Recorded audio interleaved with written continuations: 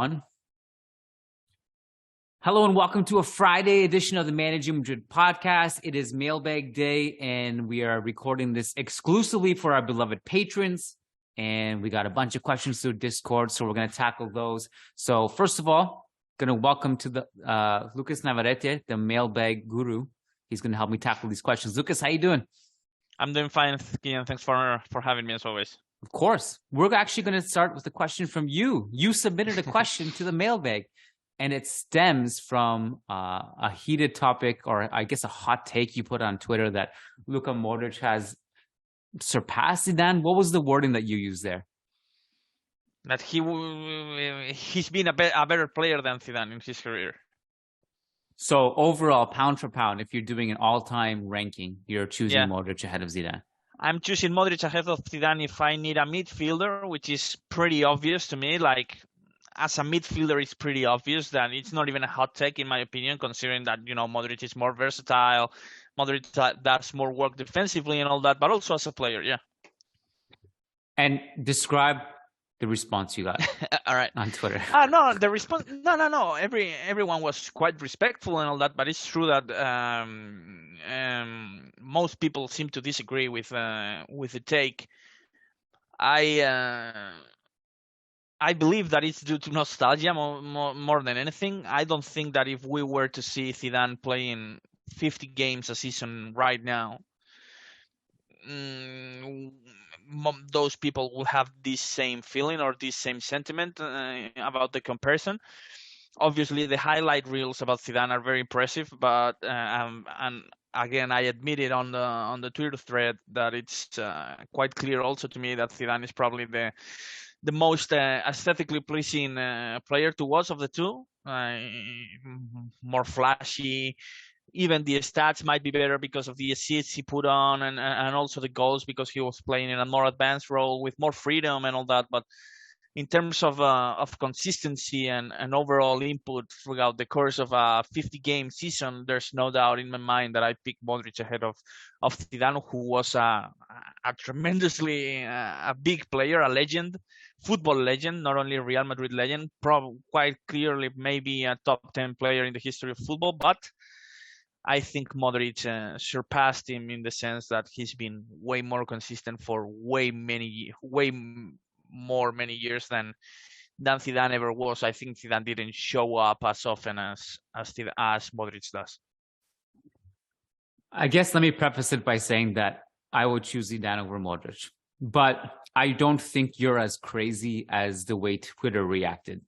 I don't think it's that far-fetched to say Modric is on his level or even surpass him. Once you start racking up the numbers and the trophies and the longevity, Modric has a case. Like, if there are so many Real Madrid fans who argue that Modric is the greatest midfielder of all time, right? So by that same token, if we're using that as a measuring stick, how can the best midfielder of all time not possibly be better than Zidane, or far worse, based on your mentions, be so behind Zidane, and that Zidane is like this untouchable figure? All of these things you say about Zidane, it's funny because I think they're comparable in a lot of ways. You're talking about flashy compilations. You can put together an aesthetically breathtaking compilation of Modric. Yeah, no question. I agree. Yeah, sure. Elegance and all that stuff, the style points, Modric has them. And maybe they're not to the extent that Zidane has, but he has them. Zidane had this finesse part about his game that Modric maybe doesn't have. That's what I'm saying. These magical dribbles, the roulette, and all this. Maybe Zidane. Well, not maybe. I agree that Zidane has this point ahead of Modric in this particular part of the game for sure. Even though Modric, again, as you mentioned, if you put a highlight reel on him, it's also very, very pleasant to watch and very and just great and entertaining for sure. The other thing is that you're talking about big games showing up. Zidane did that. Sure.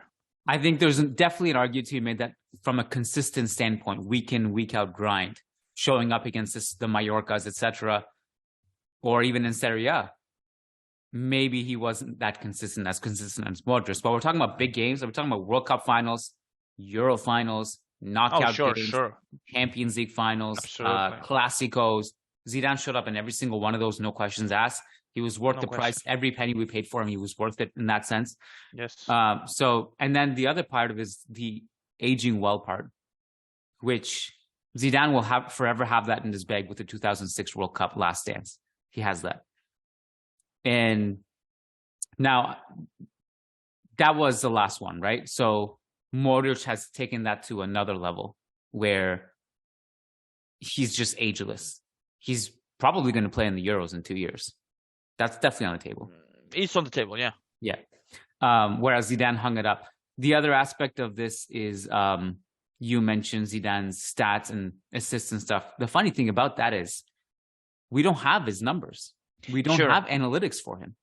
We don't have key passes, progressive passes, passes into the final third. Yeah. And the other thing is that I think this is going to come up later in the mailbag because there's a question about greatest players of all time and rankings and stuff. But Modric obviously has 5 Champions League titles, which is way more than most players will ever win in a lifetime, Zidane included. Mm-hmm. But I also want to say that that's not Zidane's fault. That's not Zidane's fault. Absolutely. He never had the structure that Modric had. Absolutely. The Galactico project was a sporting mess. There was no defensive balance, no structure. Yeah, sure. That's not on a field with... That's not a part of the equation for me. I have to... The trophy count. The trophy count. Not even the comparison between careers in Real Madrid. Like Zidane, I acknowledge the fact that Zidane did... You can even say that he was... a bit past his peak when he already signed for Real Madrid in terms of age, and he had already been so brilliant for Juventus and for France before his signing for Real Madrid, obviously kind of clinching his Ballon d'Or before he signed for Real Madrid, playing for Juventus. So I'm not even like, the comparison is not between Real Madrid careers. You know, it's an overall career as a player. And as you mentioned, trophy count is not a factor for me, because I acknowledge that this is a team sport and it would be so unfair for me, like to say that, you know, Modric is a better player because he has more Champions League titles than Zidane, because, you know, the eras in football are not comparable, and the teams were not comparable either. That's unfair to me. There's another element to this too, like, because as much as I also don't punish Zidane for not having the Champions League trophies that Modric has, because if you put Zidane in the team with probably the greatest Real Madrid team in history, he's winning a lot of titles, possibly 5 out of 5. I'm not even exaggerating. He was that good, and this team, 16, that dynasty was that good. But will also, he play ahead of Modric though? Well, that's the question. That's what I'm getting into, is that part of the reason that Real Madrid of that dynasty was so great was because Modric brought that structure to that team. Exactly. And so I also think they're different players. I think Zidane takes Kroos's position and not Modric's. So you're looking at like Casemiro, Modric, Zidane type of midfield. So, and you and I'm not sure about how that midfield works though. Discussion. Well, Zidane is press resistant. He's great progressive passer. I think he'd link up well with Marcelo and Isco and Cristiano, so I think it would work fine. He doesn't have the ability to keep not the ability, but his style of the game will not allow Real Madrid to have the control of the possession most of the time as Kroos did. So, we know that Kroos was the. I mean, I think Kroos is the greatest passer of all time. It's him and Xavi. But I also think, to talk about the fact that Zidane couldn't replace his output, but also bring a goal-scoring element on top of that. Kroos is very special in the way. Kroos is very special in the way he interprets the game, and he's kind of he keeps the tempo going, you know. And I don't know if Zidane, like, and this is not understating Zidane, in my opinion. This says a lot about Kroos and what he did in that midfield, like having the ability to keep control of the ball and knowing what the team needs in terms of possession and all that. Zidane was definitely more vertical player than Kroos, and we don't know how that would have worked in that kind of midfield, because Modric is also quite vertical, and the team needed this composed player like Kroos, stable, keeping and making sure that the tempo of the team and the game followed what he wanted and all that. So, and this should not be interpreted as a knock on Zidane, not even the Modric comparison, and not now the Kroos comparison either. This is just how great Kroos and Modric have been in their careers. It's not understating Zidane's career. In fact, I think Zidane, probably the best position for Zidane in that team would have been on the left wing on Cristiano Ronaldo, if you had the opportunity to move Cristiano Ronaldo around. Obviously, not saying that benching Ronaldo would have been the answer, but I don't think his ideal role would have been in Kroos's position, but maybe more on the left wing. I think Zidane is one of those players who will age really, really well with time.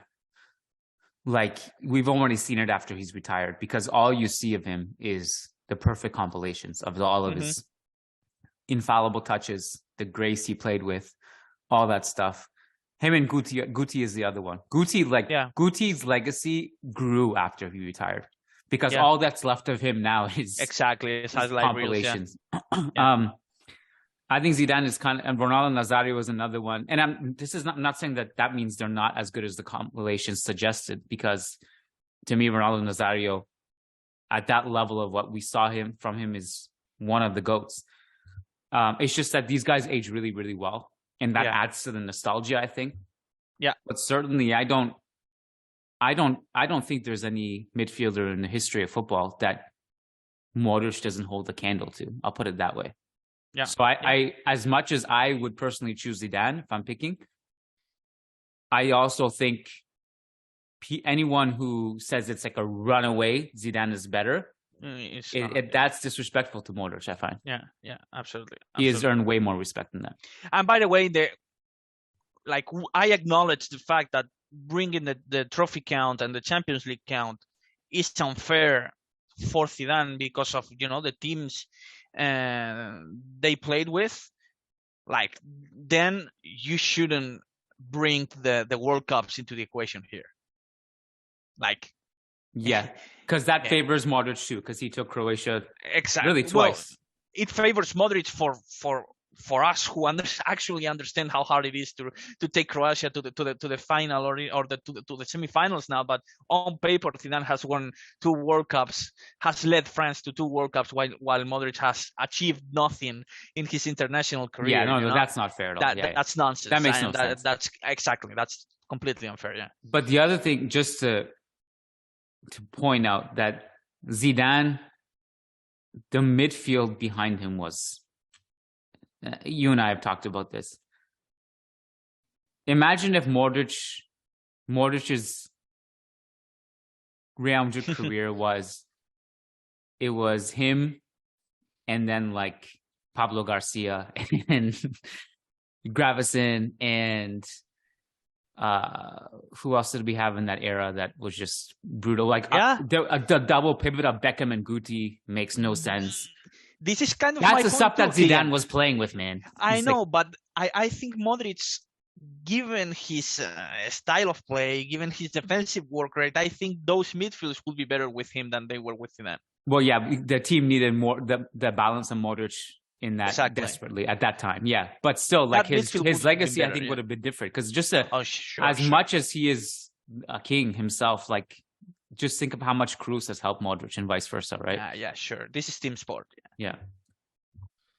And Casemiro. Zidane had Makelele up until a certain point, and then that was it. He's and then he's looking around in the attack. Raul's declined, Figo's declined. He doesn't even have much help in attack either. Yeah. But you made an interesting point earlier by saying that I think when talking about their careers in international football, like I think even there, Modric has the edge, because I'm not sure if Zidane would have taken this version of Croatia to a final and a semi-final appearance in 2 straight FIFA World Cups. He might have. The thing is, he was that good. But I don't like, as much as Modric, what he's done is impressive. We can't discount the fact that Zidane has scored in a World Cup final in 2 different occasions and a 3 in total, and was instrumental in the European Championship as well. Can't take that away. It's pretty hard to beat that legacy. Yeah.